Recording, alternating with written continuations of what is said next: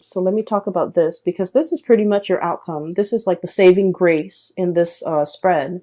Both amazing cards, okay? The Ace of the Ace of Feathers. This is the Ace of Swords, okay? Understanding. And this is not about understanding how something works, understanding how events transpired, understanding what happened. It's requiring you to look at things from a different perspective with the Hangman. Okay, looking at life upside down. So, one of the things that I was taught about my job, which my main job, was a lot of the times we are very quick, when someone gives us a piece of information, we're very quick about tearing it apart, dissecting it, and proving it wrong, right? The way our mind works. And in using the scientific method, we want to test theories, test hypotheses, and we want to, given a fact, we think of all the ways in which it could be false. But the work that I'm doing right now is the opposite of that, because given a piece of information, we think about all the ways in which it could be true. So we operate under the assumption that it could be true. And then we ask questions around it to either debunk it or to prove its truth. And so I feel like there's a lot to be said here about a situation where you understand it, you understand how it works, you understand what it encapsulates, you understand what it's about. But it's really forcing you to look at things from a different perspective and really questioning, do you know all there is to know about the situation? Is there something that you're overlooking? With this Ace of Feathers, this is almost like, the goat is really cute, right? Like in this depiction, he's very adorable, but he's also got his head held up. It's like turning up your nose at something. It's like being a little bit, I want to say, presumptuous, and being a little bit like, oh, I already know that. So it's really asking you, is there something that you might possibly overlook? Is there something about this situation that you're not 100% aware of? Is there some missing information that could potentially dissuade you from a specific course of action or a specific opinion?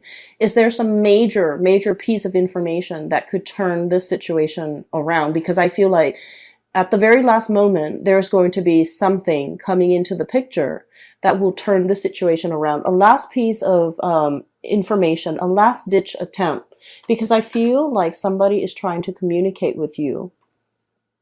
And then I also feel you could also be dealing with somebody who you're trying to communicate with, and they're like, I already know everything. So they could appear very haughty, very like a know-it-all, or very much like very fixed in their opinions. They've got their minds made up and nothing can persuade them otherwise. And I feel like at the very last minute, it's like a very last ditch attempt to turn a situation around. Okay? It brings about clarity. It slashes through all these assumptions and presumptions we have about the situation or the person. And then I also feel like it's going to throw a wrench in the works, because it's taking into account a factor, a piece of information that you have not thought about prior. And because of that, it turns the situation around. Okay. I do feel it's for the better.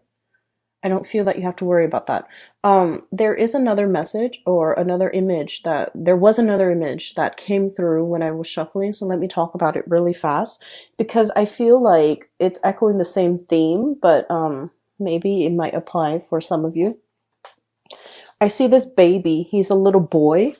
He's a toddler, like really young toddler. So, he's at an age where he can crawl around and can make noises and stuff, right?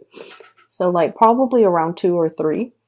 He's sitting on a couch, and it zooms into him sitting on a couch, and he's so adorable.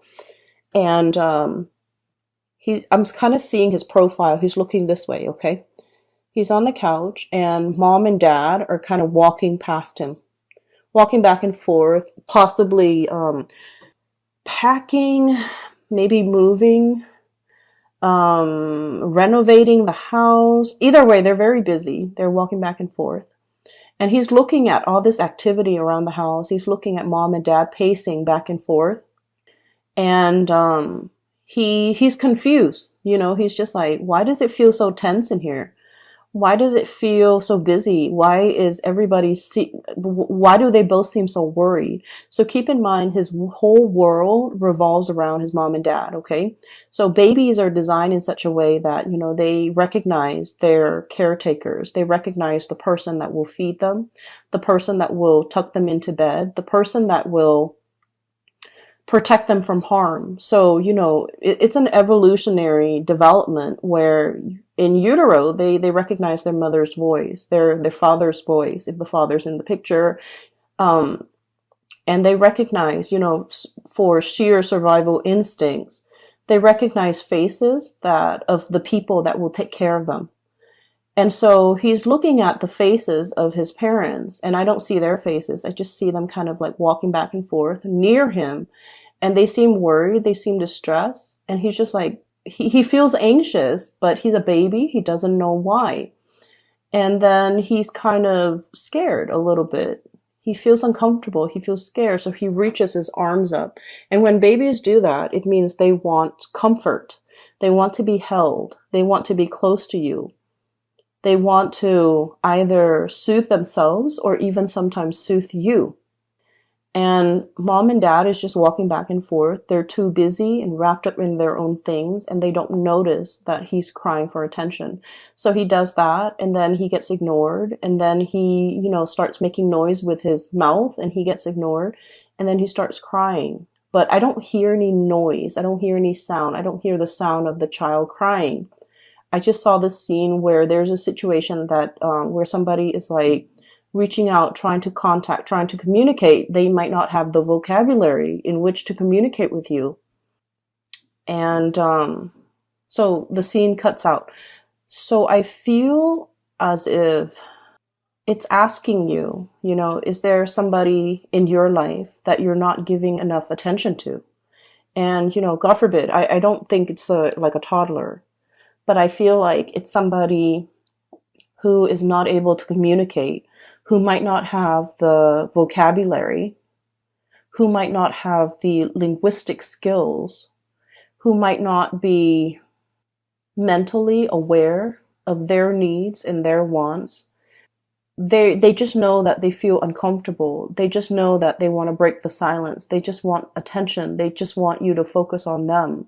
And you're very busy going about your day. This is where I feel like, you know, you feel like the other person might be a little bit melodramatic, but I feel like you're dealing with someone who's very deeply intuitive and very deeply sensitive as well. The way in which they project it is, they're very proud. Okay. So when they want something and it's shut down, then they recoil and they never ask again. Okay. So that's what I'm sensing. I feel for many of you, there's a situation here. It's like a love relationship. It could be family as well, but I feel more so love relationship with a significant other, where one person might want to be, you know, intimate, and the other person's very busy. And then the person that wants to be intimate asks like, hey, you know, let's spend the night together. And the other person's like, I'm busy, I'm busy, I'm busy. So just imagine if someone is like coming to you with their all, with their hearts on their sleeves, wanting to have, you know, like making themselves very vulnerable, wanting to be intimate with you in like a very vulnerable way, emotionally, physically, and just giving you their full being, and you're telling them, oh, I'm busy. And you don't follow up with more explanations. You don't follow up with like a hug. You don't follow up with like a promise. Oh, we'll do this next time. You know, it's very hurtful. So I feel like somebody might be dealing with this, and then it happens time and time again, and it's hurtful, and you become callous. You stop asking. You stop wanting to be intimate. You become resentful. You start wanting to get back at the other person. You start wanting to do things and say things and behave in a way so that the other person knows and sees and understands that, oh, I don't need you. Because that's what I'm feeling here. We have here the Four of Wands. This is a family situation, but what I'm seeing here is this is turning away. And then I have here the Empress, very bashful. Bunnies are very skittish. Okay, they're very shy innately and very warm and cuddly. But in this situation, it's like you come at somebody with your all, and without an explanation, it feels like somebody's rejecting another person. And then over time, so that same scenario, over time, the one person has been turned down many, many times. They become callous. They become resentful. And then when their partner is in a tough situation and their partner needs them, then they're just like, oh, you're being melodramatic.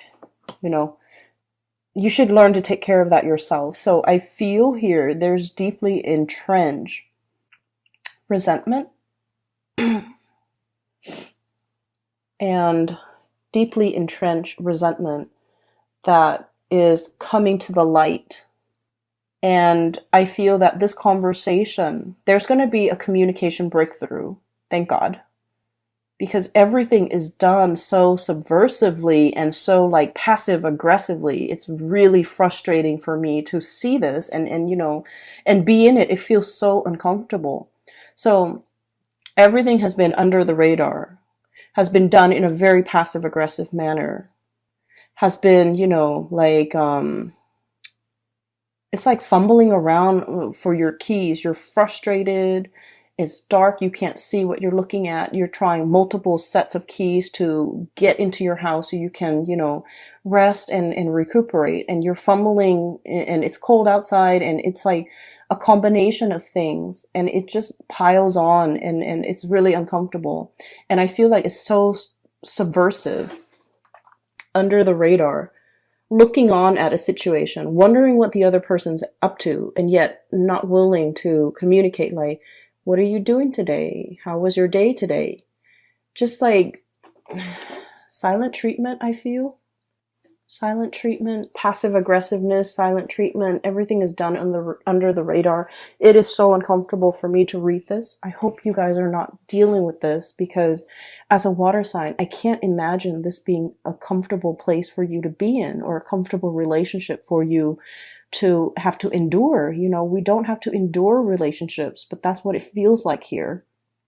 And then I also feel like somebody is very prickly. The porcupine. Somebody's very prickly. Imagine slight. You could give them a compliment and they're defensive, and they're just like, what do you mean by that? And even though you're giving them a compliment, a perfectly sincere compliment, so I feel like there's just so much room for misunderstandings here. And like I said, the saving grace is that there will be an uproar, there will be a communication breakthrough. And the moment when this happens, I just would urge you to let them talk, hear them out. Let the stream of consciousness pour out, because you're dealing with a situation where it's not just about one thing that created the misunderstanding. It's a series of things, layers upon layers of BS, evasiveness, resentment, missed opportunities, just like layers and layers of it piled on. And they need to get that off their chest. They need to unload, and they want you to understand it's not just one thing, Cancers. It's a myriad of things. And I just feel like you're dealing with someone who is not sophisticated with the way in which they express themselves. Okay. So let's just say, let me explain what that means. I don't want cross watchers to get offended, but this is what I want to say, especially if you're a cross watcher and you're a fire sign. Lack of sophistication when it comes to communication. And this has nothing to do with the way in which you communicate, but it has something to do with the way in which you communicate with your Cancerian person. Does that make sense? So this is not about, you being a bad communicator. This is just you communicating in a way so that the Cancer person can understand. So I'll give you an example. I'll use Cancer and Sagittarius because that's a really hot duel right now. Okay, so Cancers and Sagittarius, they're walking around. Okay, it's kind of like a cool day, not too hot, not too cold. And the Sagittarius is dressed really well, and Sagittarius is expecting for it to get really cold. So Sagittarius wore her winter boots and her winter coat walking around with Cancers. Cancers, of course, checks the weather and knows that it's not going to be too hot. So Cancers is dressed appropriately, sneakers, a light jacket, and, is feeling really comfortable. And then Sagittarius is walking around, getting a little bit hot, getting a little bit warm under the collar, and they're realizing that their boots is not appropriate, and they're realizing that it's hurting their feet, and they're realizing that their wool socks is burning up. And so they're getting frustrated, and everything is just, it seems like because of their own physical discomfort, everything that day just becomes bad. Okay. They could go to like the nicest restaurant, and then Sagittarius is just frustrated and it's like, I don't like the food. I feel hot. I feel tired. My feet are uncomfortable. And so you feel like the Sagittarius person is very melodramatic, and the Sagittarius person doesn't want to ruin the fun, doesn't want to say, let's go home. Doesn't want to say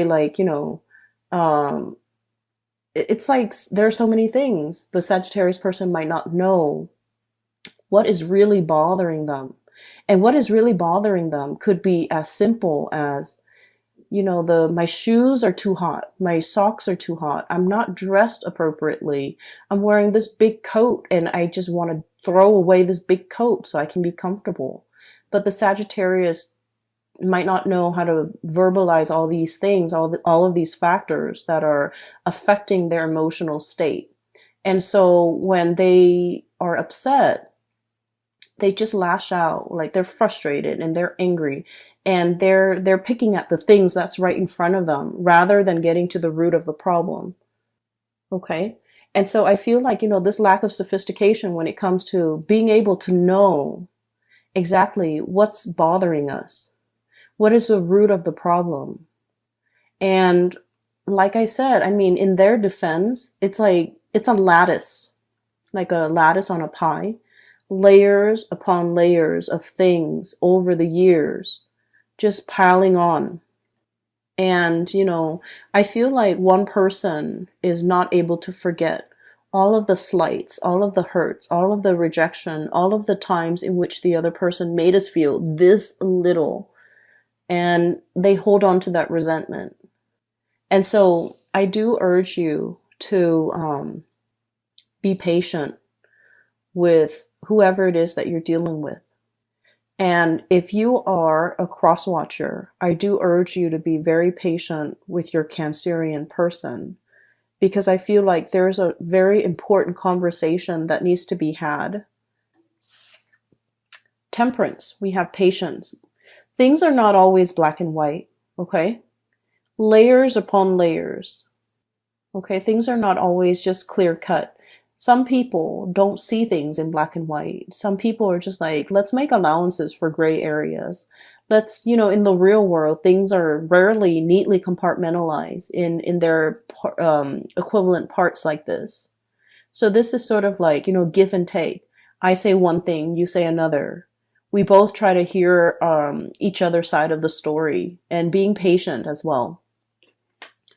The stripes on the zebra helps it blend into its environment. Okay, so it's like being able to blend in, but also being able to put ourselves in another person's shoes. Okay, so I feel like this is what's coming through for you guys, and I have here no pentacle suit. So no news is good news on the financial front. And I feel like finances is going to be the least of your concern because you have a very important conversation that needs to be had with another person. And I do hope that you get it resolved. I do hope that the two of you can, at least in this moment in time, see eye to eye, understand one another, and approach this conversation with a lot of understanding, a lot of intention to try to understand, a lot of compassion, okay? And I pray that if you're dealing with this in a cross watcher, that they are also approaching this with a lot of compassion. But I do feel somebody's really pissed off. Okay. Very prickly, very defensive, and Five of Acorns. Melodramatic, okay? And just like they want to be heard so badly.